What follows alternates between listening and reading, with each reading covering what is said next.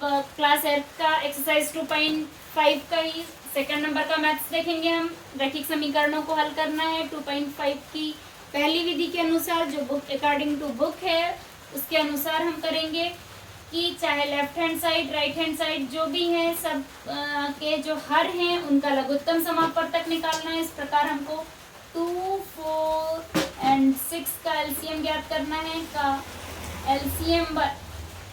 LCM बराबर कितना आ रहा है? एलसीएम हम देख लेते हैं। 2, 4, 6,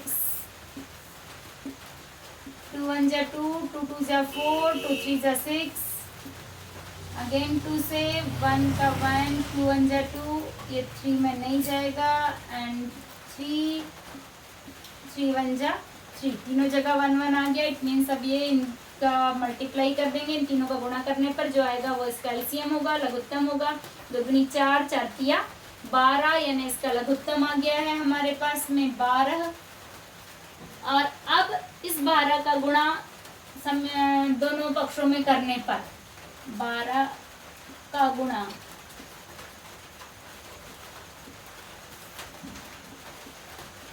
दोनों पक्षों में करने पर, या दोनों पक्षों में 12 का गुणा करने पर, इस प्रकार से लिखें दोनों पक्षों में।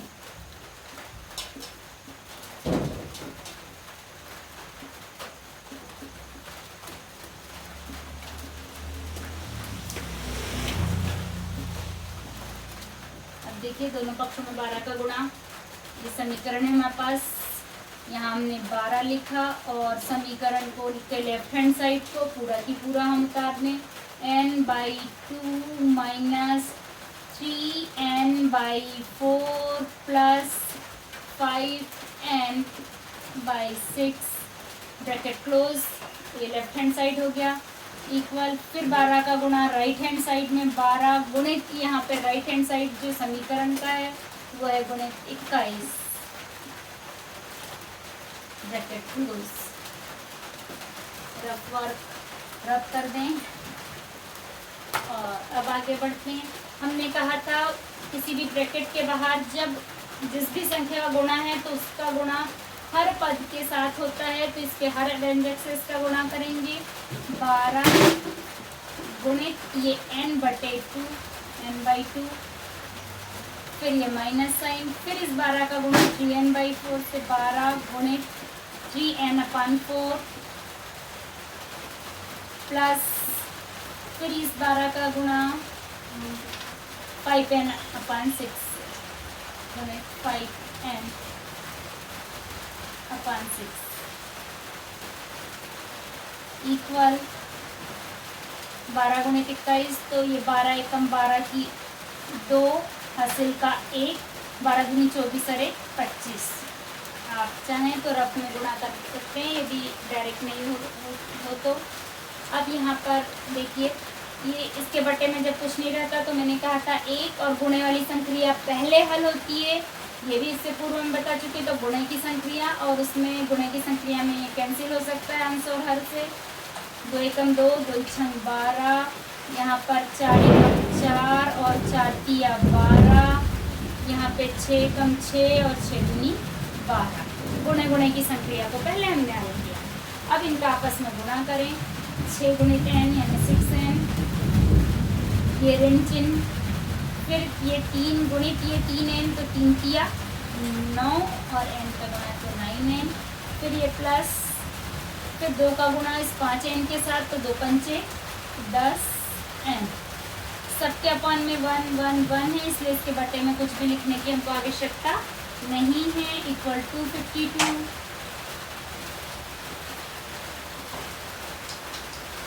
अब समान पदों को एक और करने पर, ऑलरेडी समान पद एक ही और है हमारे पास में, इसलिए हम ऐसा की ऐसा ही लिख देंगे।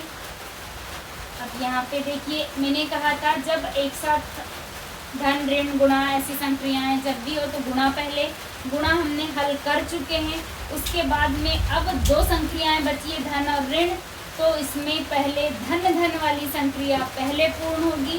तो इस प्रकार इसके सामने कुछ नहीं है, मतलब ये धनात्मक है, यह भी धनात्मक है, तो इन दोनों को जोड़ देंगे हम।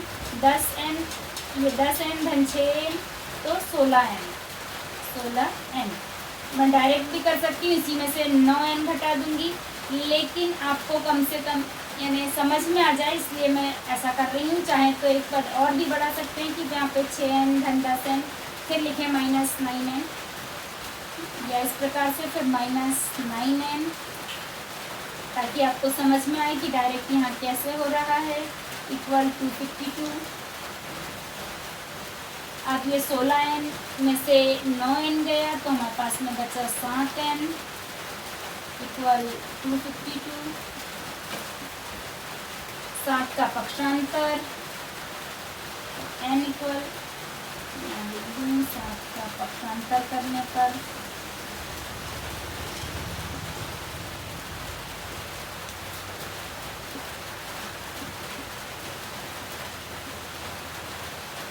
पक्षांतर किया, ये गुणे में है इसके साथ, तो n बराबरी से ये भाग में चला जाएगा।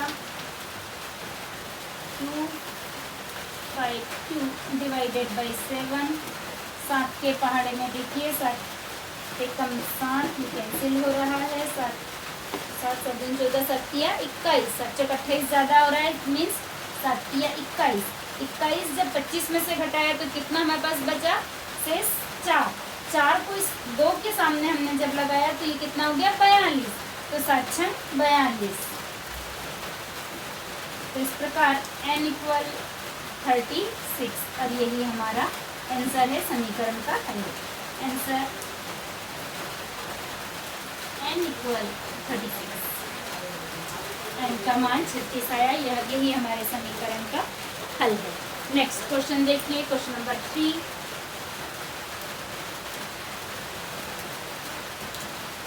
क्वेश्चन नंबर 3 जो है,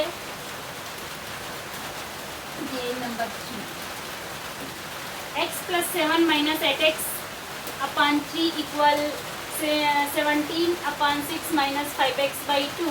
तो यही हमने जो कहा था कि सबसे पहले क्या करना है, जितने भी व्यंजक है इन सभी व्यंजकों के हर का एलसीएम लेना है। तो हमारे पास इसके बटे में कुछ नहीं, तो एक एक मान लिया, तो एक का कोई एलसीएम की जरूरत नहीं हमें। और 3, 6 एंड 2 का एलसीएम लेने पर 3, 6 एवं 2 का एलसीएम बराबर 3, 6, 2 का एलसीएम ले लीजिए। 3, 6, 2।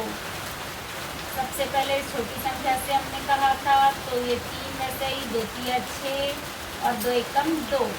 अब 3 से, क्योंकि यहाँ 2 से अब जाना नहीं, 3 एकम 3, 3 एकम 3 नहीं, अब 3 जगह ये आ गया है 1 1, मतलब इन दोनों का गुणा 2 3 6, यानी एलसीएम हमारे पास कितना आ गया इन तीनों संख्याओं का, 6। अब ये जो 6 एलसीएम जो आता है सब व्यंजकों का, left hand side right hand side के पूरे व्यंजकों का मिला के जो एलसीएम आता है, इसका गुणा समीकरण के दोनों पक्षों में करने पर, तो यहाँ लिखेंगे हम समीकरण के दोनों पक्षों में,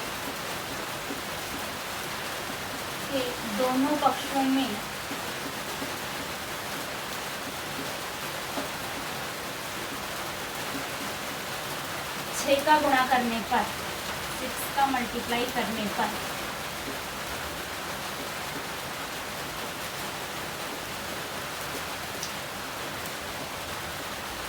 छः का गुणा करेंगे हम दोनों पक्षों में। ये हमारा समीकरण है, हमने लिखा 6 गुणित, ये पूरा समीकरण लिखेंगे हम, x + 7 - 8x अपान 3,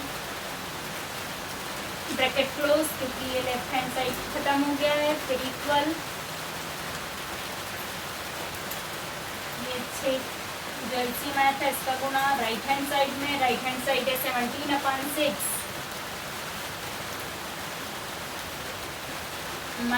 - 5x/2।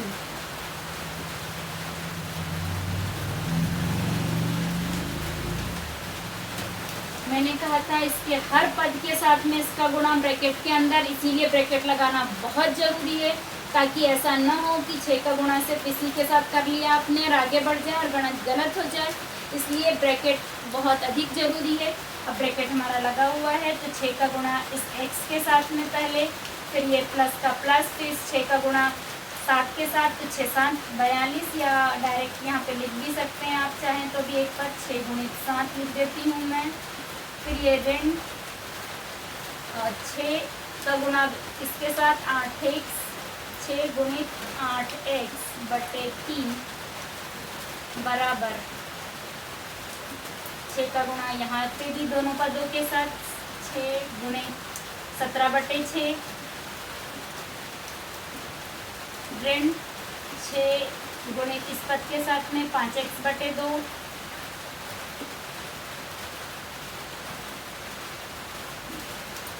अब ये 6x तो जैसा कि वैसे ही आ जाएगा, प्लस 6 गुणित 7 6 7 42,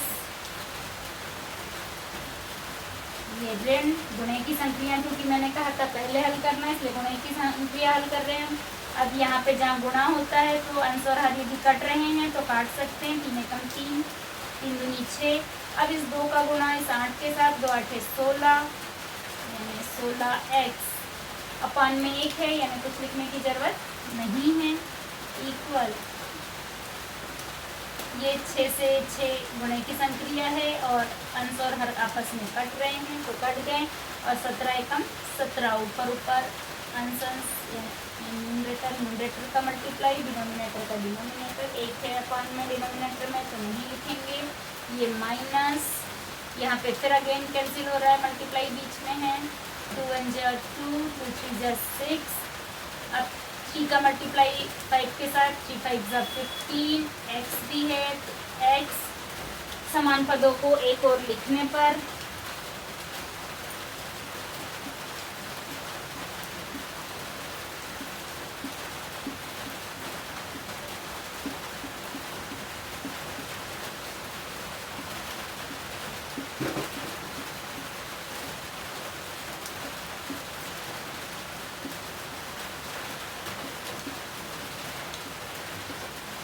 समान पद यहाँ पे 6x, ये माइनस का माइनस ही रहेगा 16x। क्यों? क्योंकि लेफ्ट हैंड साइड का लेफ्ट हैंड साइड में ही उतारा गया, इसलिए साइन चेंज नहीं होगा। ये हो गया माइनस 16x, और ये माइनस का प्लस हो जाएगा क्योंकि राइट से लेफ्ट में आ रहा है, प्लस 15x इक्वल ये 17, और ये 42 यहाँ प्लस में है तो माइनस में हो जाएगा, माइनस 42। अब यहाँ पे देखिए मैंने कहा था जब दो चिन्ह हैं तो इनमें धन और ऋण है, तो धन धन पहले, तो 15 और 6 21x, ऋण 16x बराबर 42 में से 17 जाएंगे,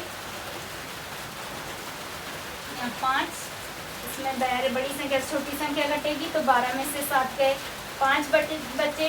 चूंकि हमने एक यहाँ पे कैरी ले लिया था इसलिए अब जो है यहाँ पे 3 बचा, 3 में से 1 गया तो 2, 25, 21 में से 16 गए, 25। हाँ, और बड़ी संख्या के सामने का चिन्ह, यहाँ पे बड़ी संख्या 42 है तो उसके सामने का चिन्ह यानी ऋण 25। यहाँ पे 21 में से 16 गए तो अब तो घटा लीजिए, यहाँ 5 बचा हमारे पास में, और यहाँ पर 1 बचा, 1 में से 1 गया, कुछ भी नहीं, यानी 5x बराबरी से ऋण 25 माइनस 25। अब यहाँ पे 5 का पक्षांतर करने पर तो मैं साइड में लिख दूंगी अभी, x इक्वल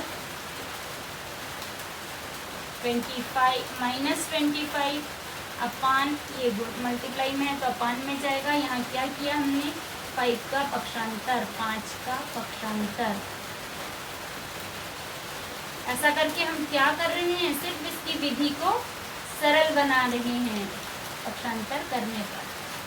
अब 5 एकम 5, 5 25, क्योंकि ये माइनस है तो ये माइनस, तो x इक्वल -5, और यही आपका आंसर है। आंसर x इक्वल -5, जो कि आपका आंसर है।